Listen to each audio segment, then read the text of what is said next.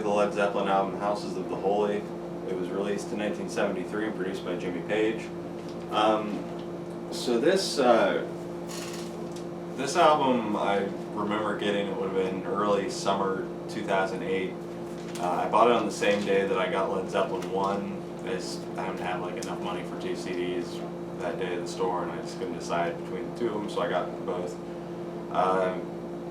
This was the one that kind of caught my ear first and was the album that I got more into, and it was actually really the album that kind of made me into a huge Zeppelin fan, because I was a fan of them, and I liked them before that. I had Zeppelin 4 and Zeppelin 2, and I listened to them a lot, particularly the fourth album, and I don't know, I just wasn't at that point though with them where I was like a huge fan.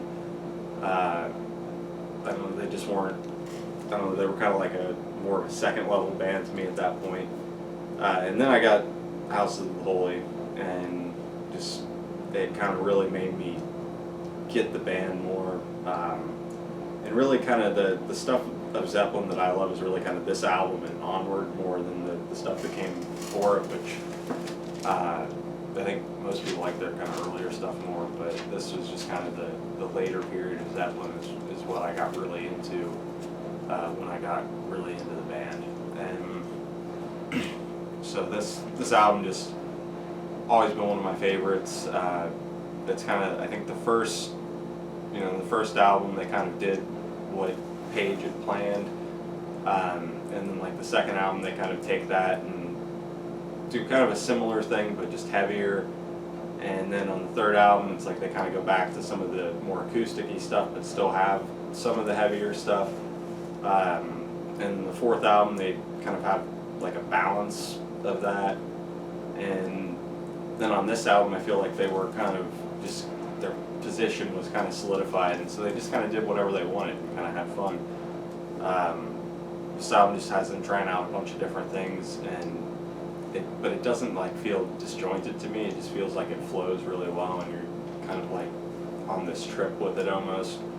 So just a really cool album that I've always, I think I like it honestly more as a whole than I do some of the individual songs off here, but just a really fun album, I think.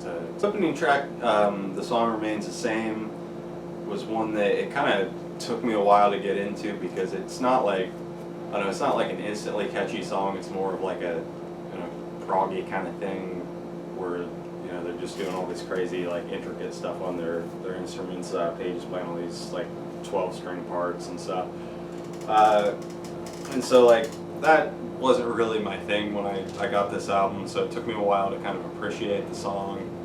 But now I think it's a really cool opening track. Just got some really cool stuff going on instrumentally. I feel like, so like there's, I don't know, there's with different bands and different singers and stuff, like, I don't know, singers' voices change like, over albums, and Plant, like, from what I've heard of like Zeppelin's career and stuff, Plant's voice, when they started out, is definitely not the same as it was when they finished. Not to say that's bad or anything, but I feel like on this album, for me at least, I start to hear kind of a difference in his voice, and I don't know if it's just the production on the album or if it was just, this drain of just, rock and roll life and being out touring so much and using his voice so much was kind of changing it at this point, or if it's just like, I don't know, a weird thing with the production. But to me, he sounds kind of really different on this track and kind of weird, like a little bit, I don't want to say buried, but like he's less audible and less out front than he has been on some of the previous albums on here, and I think on a lot of the tracks on this album actually. And that's kind of a trend like going forward, at least to my ears, on all the rest of their albums from here on out. So anyway, just a really good opening track again. The song, kind of a slower ballad that, I don't want to say it took me a long time to get into it, but it wasn't a favorite of mine like the first time I listened to the album, but it's one that grew on me pretty fast as far as like slow songs go, because this time I just really wasn't into like these slower Zeppelin songs. But now I think it's a really good song. Just kind of, it almost like starts out slow and then builds a little bit like Stairway, but it doesn't just go like, I don't know, Stairway goes and then kind of like maintains what it gets to, but this song kind of goes back and forth a little bit. Our track Over the Hills and Far Away. This one was kind of an early favorite of mine from the album, just because it's really catchy. I love that intro to it. I mean, all the guitar and all the instrumental work on the song really, though, and pretty much this whole album. But yeah, one that I can't think of a lot of things to say about because I've kind of over-listened to it a little bit, but still kind of a favorite of mine in some ways. The fourth song, The Crunge. This one I know a lot of people who I've heard hate it. I do think it's probably the weakest track on the album, but I don't hate it. I'm not the most familiar with the kind of music that they're trying to imitate here, so I'm not sure really if I think it's a good take on that or not. I guess if I had to guess, like, or say like an opinion on it, I think maybe like Bonham sounds a little like kind of stiff in his playing for that type of thing, but I don't know, I can't say exactly. I could just be, completely wrong on that, but anyway, I like the song. I think it's I don't know, it's funny at least. I think they do some cool things playing wise. I like Page's guitar on it a lot, but and John Paul's bass. And I mean Bonham, I like the way he plays on it, but I feel like this type of music would maybe have like more loose strumming. I could be completely wrong. I have no idea. Anyway, and also like the kind of cheesy joke at the end, the whole "Where's the bridge" thing. I think it's funny. A lot of people probably don't, but I like terrible humor like that. So anyway, fifth track, Dancing Days. Another one that I think is really cool. I've heard it described as having kind of an annoying riff before, but I think it sounds cool. I think that there's there's this like piano or organ going on in the background that sounds like a little weird, like almost like it could be a little bit off. But I think that kind of just adds this cool feel to it, and it's kind of a weird, I don't know, like Eastern sounding sort of riff, but I think it's just really cool. Really cool song. Sixth song, Jamaica, I think is how you actually say that. I remember growing up, a lot of people called it like Dire Maker and stuff. I usually just tried to avoid saying the name of it because I had no idea how to say it.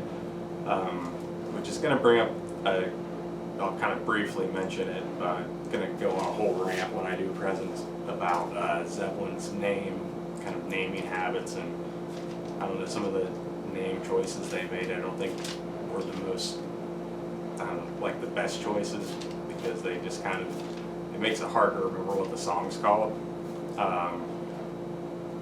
Anyway, the 7-track and a quarter, this is one that kind of took me a while to get into.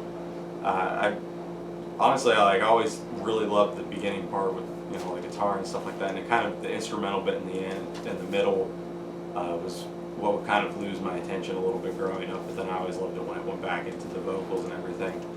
So for the longest time, this was kind of a song where I'd listen to like the first half of it until it got to the instrumental part, and then I'd fast forward the instrumental part and listen to the end with the vocals. But I don't do that anymore now. I think the whole song's great, just all the way through. At the time, I wasn't really into the whole long instrumental thing, even though it's really not long at all. But yeah, it wasn't my thing at the time. Now it's very close to being my favorite song on the album, but the last song on the album, The Ocean, was really the song that just made me a huge Zeppelin fan. It's really just like all about the guitar and drums. I love the guitar and drums in this song. I mean, the bass is great too, but it's just like less audible. But yeah, just the guitar riff on this just immediately kind of like grabbed me. I love Jimmy's solo on it, and just his tone on it too is just great. And Bonham's just great on it, and like even here though, I think that it's a little bit noticeable. To me, it just sounds like Plant's vocal isn't as upfront as it was on some of the earlier albums. Not that he sounds bad or anything. It's just it's not as like right there as it was before. So yeah, House of the Holy. Not really sure where it's gonna pan out in my ranking, but probably pretty high.